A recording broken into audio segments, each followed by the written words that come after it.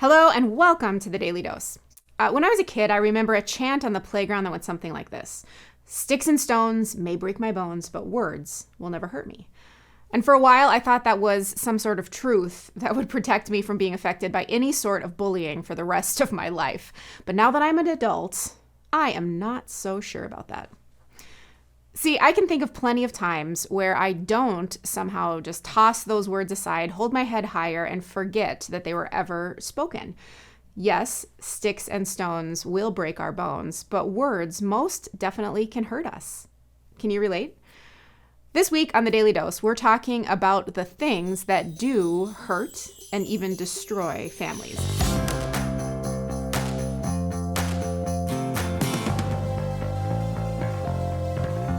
We realize there's no such thing as a perfect family. There's no such thing as an easy or conflict-free relationship, and there is no way that simply watching enough YouTube videos like this could prevent any of us from disagreeing with the people who are closest to us. But we also believe that as Christian people, there are things that God calls us to do or to not do in order to more clearly reflect God to our loved ones. So today, I want you to think about the ways your words could have a negative effect on someone that you love. For example, if you're a parent, maybe you've had those moments where your kid does something that causes you to really quickly respond. You respond from your gut rather than your mind or even from your heart. Recently, our clothes washer, it quit working. And I knew my 9th grader had just washed a large load of laundry the day before because I had taken this large load of laundry and put it into the dryer. And when I say large load, I mean really large, spilling out type of load. So when my husband Hans and I were troubleshooting this broken washer that wouldn't start, I reported this to him as a statement with, let me say that, parental accusatory tone in my voice. The washer might not be working because Lars overfilled it yesterday.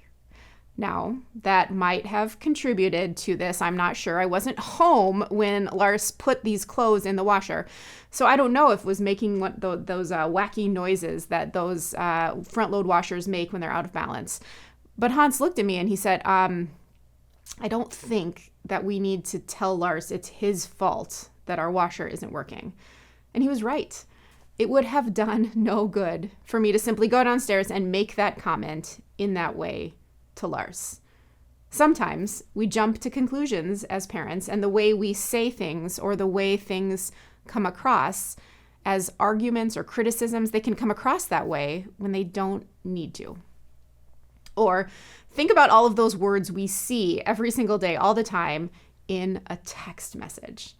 How many times have you read or reread a text message from someone you love trying to interpret the tone? What does this text really mean? I can't believe that this person would send me this type of text message. But here's the thing. All of the emojis in the world could never add enough tone to a text message. So, how can we be mindful of our words and the ways they have an impact on the people around us, especially those in our families? Well, I wonder if one of the things simply all of us could do is slow down.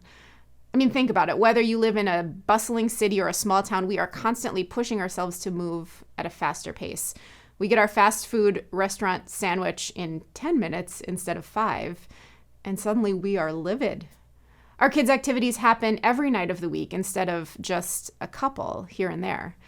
And I think when we're moving fast, our words tend to move fast also. We expect text responses from someone in 2 minutes or less, and therefore we're always trying to keep up. But sometimes our words, I think they need more time. In the Bible, the book of Proverbs in the Old Testament is a really unique book. It's what we refer to as wisdom literature. So these sages, these wise scholars, they would reflect on life and then condense this wisdom into brief sayings. And now these verses offer us knowledge that's been gained through various experiences in really simple, easy to understand ways. So here in Proverbs 12, verse 18, we read, "The words of the reckless pierce like swords, but the tongue of the wise brings healing." And isn't healing what we want in our families, in those relationships that mean the most to us? I mean, it's easy to err on the side of criticism, where our words just come from our guts and we say what's on the top of our minds without putting very much thought into it. But when Jesus was on earth, he didn't invite us to simply do what was easy. His words from John chapter 13, they remind us that his commandment was to love one another as he loved us, because this love, it points us and the ones we love toward God. It's by this love that everyone will know you are my disciples if you love one another. So just imagine what our world would look like if all of us paused before we spoke those first words that came to our minds. We remember that we're loved unconditionally by God, and our job is simple. It's to love one another. That healing, that love, it was first given to us, and now it's ours to share. Thanks so much for tuning into the Daily Dose. We can't wait to see you next time.